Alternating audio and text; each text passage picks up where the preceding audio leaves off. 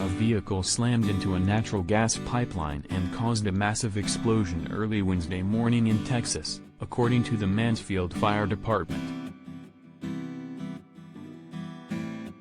The massive inferno broke out around 1 a.m. after the crash at an Exxon gas station, according to local reports.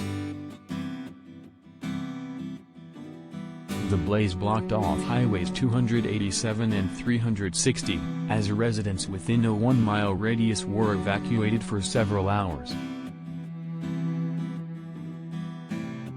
One person was flown to Parkland Hospital for burn injuries, fire officials said. Major incident. At around 1 a.m. on March 23, a vehicle ran into natural gas pipeline. There is a major fire. Highway 287 is shut down in all directions. Residents within a 1-mile radius are being evacuated.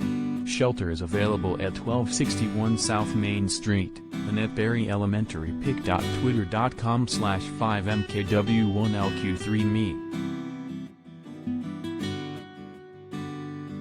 Mansfield Fire Department, at Mansfield Fire, March 23, 2022. Huge gas fire in Mansfield, Texas at DF Scanner. pic.twitter.com/mot83ljp4.